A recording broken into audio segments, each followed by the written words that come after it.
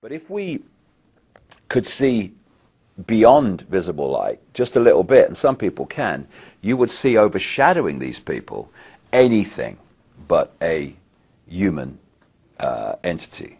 And it's these entities that have passed through what we call history, and they have been the cement, the guiding force that has brought this conspiracy through to the present day. Because people have asked me in the past, quite rightly, I understand it, why would someone give their life to this conspiracy, this global takeover, in 1500 or 1650 or 1820, when they knew they were never going to be around to actually see it happen, which is what they're trying to do now, playing the cards they're playing now? The answer to that is they were just vehicles.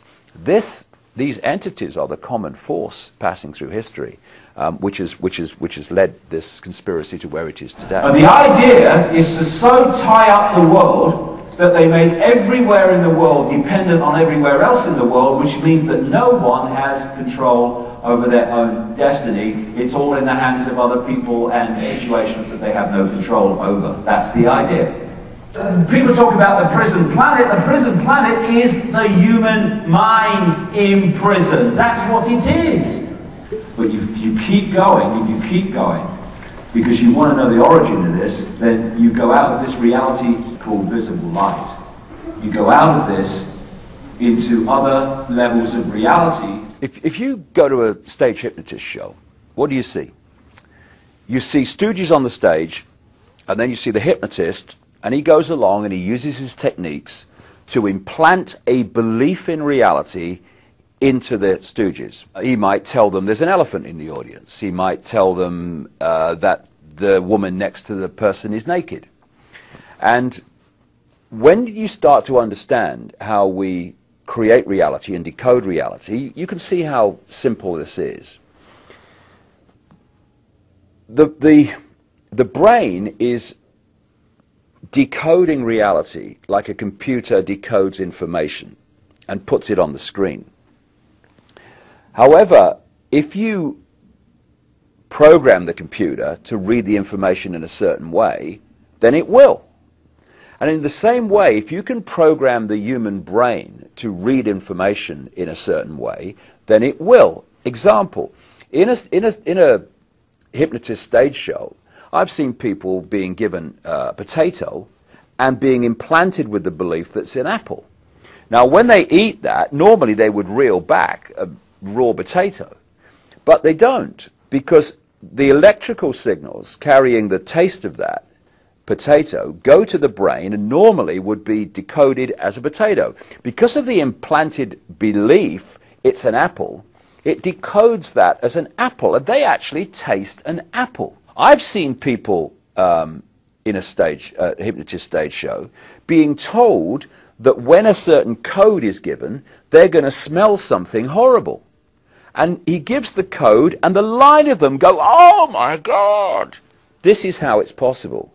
Now you take that onto the collective level, and you think that when we're watching television, our brain waves go into the same brainwave state as they do in a hypnotic trance.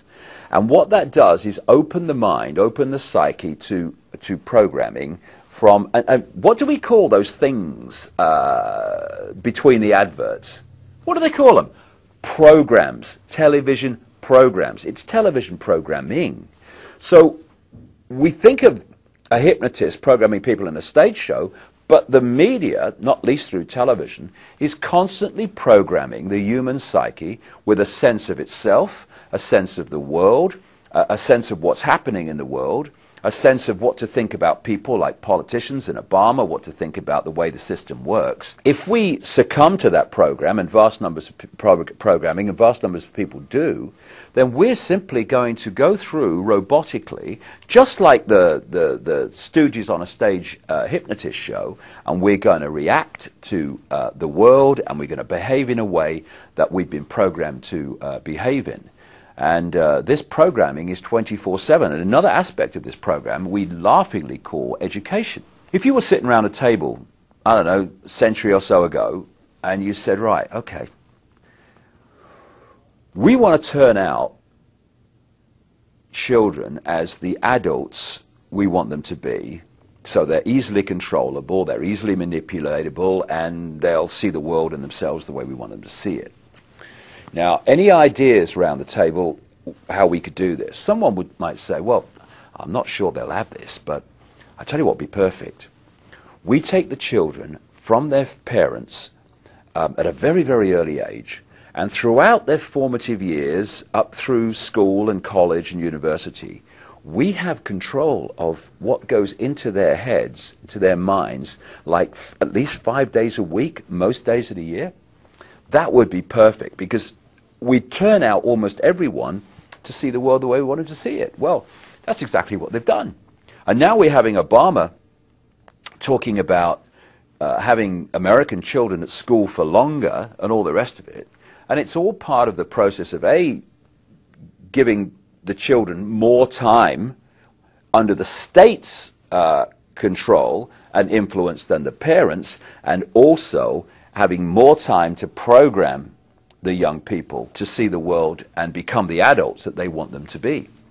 There's one area that's very important to understand in how people apparently come out of nowhere to positions of power and influence, like they say, or lots of people believe, that Obama came out of nowhere. He was prepared for a very long time to do what he's doing now. These people do not do ad lib. They don't do make it up as you go along. It's all projected a long way forward. And it's also extraordinary the number of people, even in the apparently lower positions of power and influence within the church, within entertainment, etc., who turn up as expressions of this bloodline elite. And I've understood this over the years, having met people who've been on the inside. I'll give you one example. I communicated with a guy who lives in America now, living under another name, but he was an unofficial Rothschild. His father was the guy who started the Rothschild wine estates in France. And he told me how the Rothschilds and these bloodline families not only interbreed with many different women to produce the bloodline, but they actually have sperm banks, because the sperm bank holds the genetic code that they operate on. And part of that genetic code is it's had deleted from it any feeling of empathy. Very, very important point. These people do not have the ability to empathize with the consequences for others of their actions. So 3,000 dead on 9/11, well, there's no emotional consequence at all, because that ability to empathize, which is a fail-safe mechanism of human behavior, has been deleted from the genetic structure, purposely. But this man, who was an unofficial Rothschild, one of thousands and thousands, this guy was telling me, who were produced by the breeding programs and the artificial breeding programs, was designated a specific role, and that was to have a position within the Christian church, even though they were all practicing Satanists, and undermine it and dictate its direction from within. Because they produce these children, and they bring them up under different names, you will